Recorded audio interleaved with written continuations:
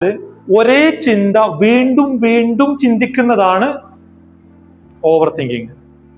എപ്പോഴോ കഴിഞ്ഞു പോയതേക്കാരം അത് നമ്മൾ എന്ത് ചെയ്യുക, വീണ്ടും വീണ്ടും ചിന്തിച്ചുകൊണ്ടിരിക്കുക. ഒരു കാര്യം ചിന്തിച്ചിട്ട് അതുകൊണ്ട് ആ ചിന്ത കൊണ്ട് ഒരു കാര്യം ഉണ്ടാവില്ല. അത് നോൺ സ്റ്റോപ്പ് ആയിട്ട് നമ്മൾ എന്ത് ചെയ്തുകൊണ്ടിരിക്കുക, സ്ട്രെസ് കൊടുത്തുകൊണ്ടേയിരിക്കുക. അതെന്താവും, എന്റെ അവസ്ഥ എന്തേക്കാരം. അത് സ്ട്രെസ് ഇങ്ങനെ കൊടുത്തുകൊണ്ടേയിരിക്കുക. അത് കണ്ടിന്യൂസ് ആയിട്ട് കൊടുക്കുന്ന സമയത്ത് നമ്മുടെ ബോഡിയിൽ ഒരു ഹോർമോൺ വരും. നേരത്തെ നമ്മൾ പറഞ്ഞില്ലേ, കോർട്ടിസോൾ എന്ന് പറയുന്ന ഹോർമോൺ ഒന്നില്ലേ, കോർട്ടിസോൾ വരും.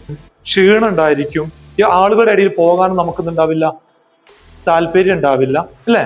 ഒരു ഫംഗ്ഷൻ നടക്കുമ്പോൾ പെട്ടെന്ന് പോരണം തോന്നും. ആരെങ്കിലും എന്തെങ്കിലും ചെറിയൊരു കാര്യം പറഞ്ഞാൽ മതി, ചൂടാവേണ്ട കാര്യമൊന്നും ഉണ്ടാവില്ല. പക്ഷെ വെറുതെ കയറിക്കാണ്ട് എന്ത് ചെയ്യും, ചൂടും. ഈ ചോദിച്ച ആള് വിചാരിക്കും ഈ കാര്യത്തിൽ എന്തിനാപ്പോ ഇത് ചൂടാകണം. സോ സ്ട്രെസ് നമ്മൾ കൊണ്ട് നടക്കുമ്പോൾ ഒന്നും വേണ്ട. നിങ്ങളെ വീട്ടിൽ നിങ്ങളുടെ മക്കളോട് പലപ്പോഴും നിങ്ങൾ ബിഹേവ് ചെയ്യുമ്പോൾ കുട്ടി വന്നിട്ട് അമ്മയെ യൂണിഫോം എവിടെയെന്ന് ചോദിച്ചിട്ടുണ്ടാവുള്ളൂ, അവിടെ പോയി തിരഞ്ഞോക്കണം എന്ന് പറയും. സത്യത്തില് കുട്ടി ചോദിച്ചതല്ല ഈ ചൂടാവാനുള്ള കാരണം. ഒത്തിരി കാലമായി കൊണ്ട് നടക്കുന്ന സ്ട്രെസ് എവിടെ കിടക്കുന്നുണ്ട്, നമ്മുടെ മനസ്സിൽ കിടക്കുന്നത്. അപ്പോ ഒക്കെ ബ്ലാങ്ക് ആയ ഒരു അവസ്ഥ, നല്ലൊരു ഗുഡ് ഫീലിംഗ് ആണ് എനിക്ക്.